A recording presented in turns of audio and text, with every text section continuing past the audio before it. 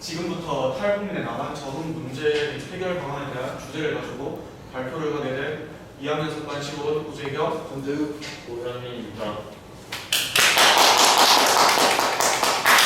우선 목차는 북한 인탈 주민이란, 두 번째는 탈북 배경, 세 번째는 탈북민들이 겪는 어려움, 네 번째는 탈북민들을 위한 정책, 다섯 번째는 탈북민 문제 해결책, 여섯 번째는 발표를 끝으로 이루어져 있고요. 저희가 이 탈북민의 야만 적응이라는 것을 주제로 하게 된 동기는 2019년 8월 13일 서울의 한 임대 아파트에서 북한 인탈 주민 모자가 아사전체로 발견되었습니다.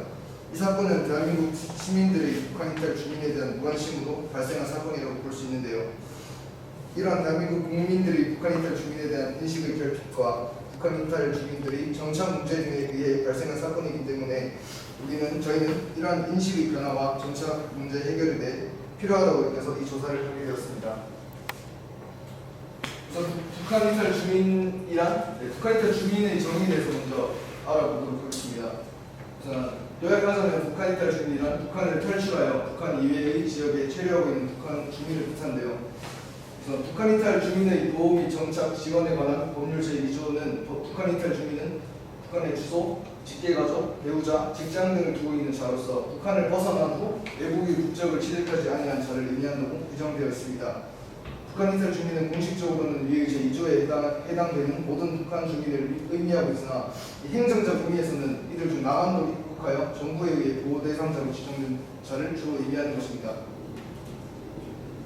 북한에 사는 사람들이 왜 갑자기 탈북을 하게 됐을까요? 배경을 알아보도록 하겠습니다.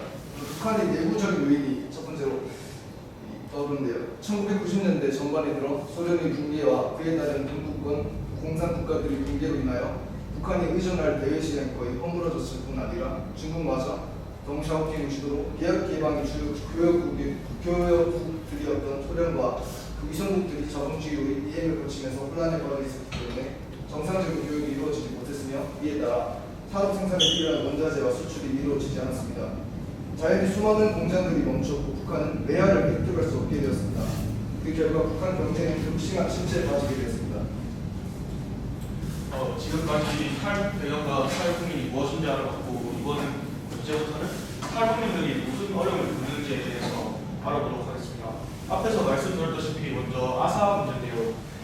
2019년 8월 14일자 김강준 기자의 탈북인 모자의 죽음 아무도 이를 도와주지 못했다 기사에서 볼 수 있는 것처럼 굶주림을 피해 북한에서 탈출한 탈북인 모자가 서울에서 함께 추가한 동안 아무도 이들을 보지 못했을 뿐만 아니라 관심을 가지지 않아 아사로 죽은 2달 후에 이들을 발견해왔다라는 기사인데요. 여기서 보시다시피 우리 국민들은 탈북민이 무엇을 하든 별 관심이 없어요. 이러한 무관심을 없애야 된다고 생각합니다. 그리고 두 번째 어려움은 적응과 인식입니다. 시사인 조소진 기자의 탈북 대학생에게 너무 먼 졸업장이라는 기사에서 윤지훈 씨의 사례에서는 윤지훈 씨는 탈북자라는 신분을 2015년 1학년 1학기 말 학과 MT에서 그 교수가 학생들에게 그를 탈북자로 소개하며 탈북자라는 신분을 의도하지 않게 밝히게 되었다고 합니다. 이렇게 밝혀짐을 당한 후 그는 자신을 바라보는 주변의 눈빛이 바뀌었다고 느끼게 되었고 수업도 따라가기 힘들어서 윤 씨는 6개월 만에 자퇴를 하게 되었습니다. 또 다른 예로는 임지은 씨가 있는데 임지은 씨 같은 경우는 영어가 안 돼가지고 그러한 영어 관련된 또 교육과정을 따라가지 못해서 너무 힘들어서 지금 휴학을 하고 있다고 합니다. 그 다음 마지막 어려움은 가난입니다. 노동자연대 2018년 1월 12일자 김승주 기자의 탈북민의 삶의 실태 무엇이 탈북민을 편안하게 만드는가를 보면 탈북민들은 5년간 정착지원금과 적응생활비로 총 2,000여만 원을 받지만 이마저도 많은 부분을 브로커에 빚을 갚거나 북에 있는 가족을 데려오기 위한 비용으로 사용한다고 합니다. 이렇게 됨으로써 먼저 받은 2,000만 원을 다 써버리기 때문에 남은 돈을 벌기도 힘들고 먼저 취업 같은 경우도 보안이나 항상 기밀 상황, 악용 우려 등의 이유로 취업이나 승진에서 배제되는 경험을 많이 겪는다고 하면서 이러한 이유로 탈북민 10명 중 1명은 심각한 경제적 어려움에 처한 것으로 추정된다고 합니다. 다음으로는 지금 현 우리나라 통일부에서 탈북민들을 위한 정책을 발표하겠습니다.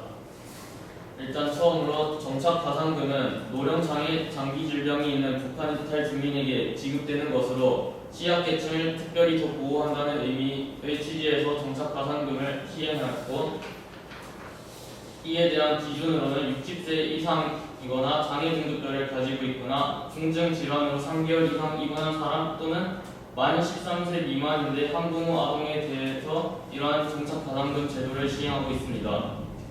두 번째로는 취업 지원 제도입니다. 취업 지원 제도는 정부는 북한 이탈 주민 취업을 지원하기 위하여 직업 훈련 기회를 제공하고 사업장을 알선하며 지역별 취업 사업을 실시하고 북한 이탈 주민을 고용하는 사업주에게 고용 지원금을 지급합니다. 다음 세 번째로는 북한 이탈 주민을 위한 사회보장 제도가 있습니다. 헌법에 따르면 공공구조에 있듯이 국민기초생활보장법에 따라 기준 중위소득 30%에 해당하는 금액과 북한 이탈 주민의 소득 인정액과 차액을 지원하는 생계급여와 의료급여법에 따라 생활이 힘든 북한 이탈 주민을 대상으로 의료 혜택을 지원하는 의료급여를 지원합니다. 네 번째로 북한 이탈 주민법 제20조에 따라 주거 지원 제도는 하나원 퇴소 후 주거지 전입한 북한 이탈 주민에 대해 임대주택을 알선하는 제도입니다. 다음으로는 이런 제도로도 아직까지 탈북민에 대해서 문제를 완전히 해결하지 못하기 때문에 앞서 어려움에 대했던 문제에 대한 해결책으로 첫 번째는 우리나라 국민들의 인식의 변화가 필요합니다. 우리 사회에서 탈북민들은 사회적 소수자에 해당합니다. 제도의 지원도 중요하지만 우리나라 국민들의 인식이 달라지지 않으면 달라지는 것은 거의 없을 것 같습니다.